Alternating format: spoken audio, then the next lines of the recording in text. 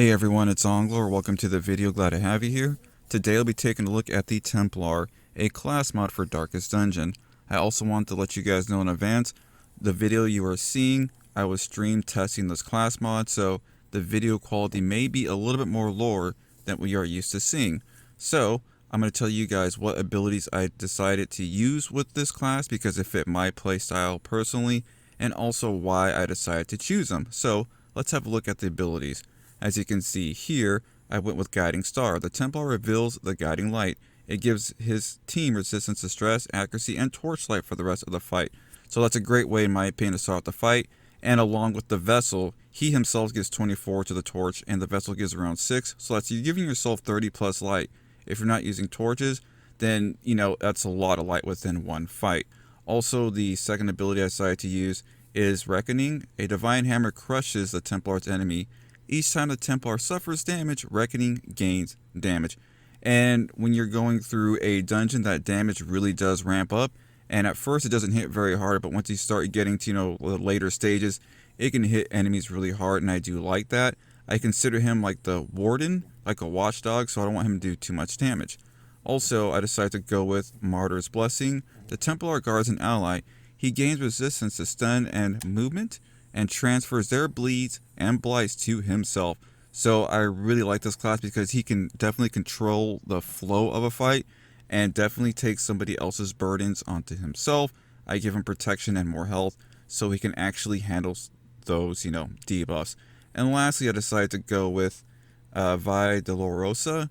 The Templar beckons his enemy to take the walk of suffering. He pulls them forward 2 spaces, stripping them of some dodge, breaking guards. Each time the Templar suffers damage, he gains buff chance. So, I really like the Templar because this ability, you can pull an enemy in the back that you don't like, that you know is going to be a really big pain in the butt, and your allies can take care of them. And overall, I decided to go with that ability too because the Templar can truly control the flow of a fight with all the abilities that I chose. And I think each one just really helps out a party because, as I mentioned before, I look at this class of more of a, guardian. So he can just control the fight and just do what he needs to do. He can pull the enemies out of position. He can take debuffs on himself while I bring along powerful allies and they take care of the rest.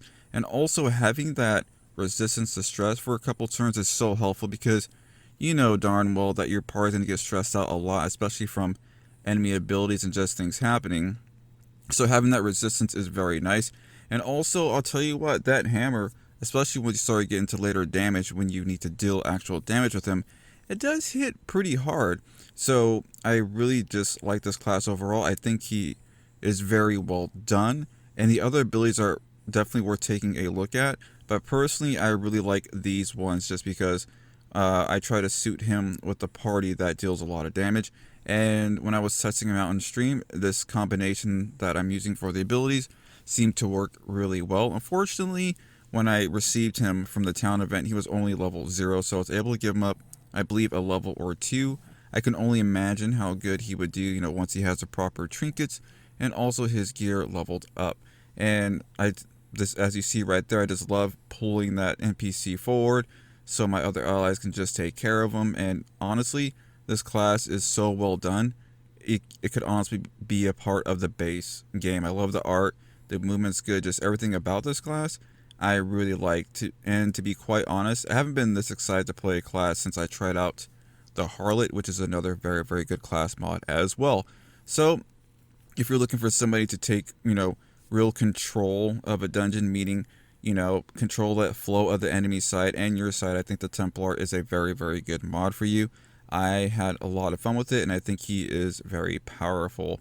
So, and also, I think, I don't remember if I put some dodge on this guy, because I streamed this a couple days ago, and I was intending to get to this video sooner, but, real life and things happen.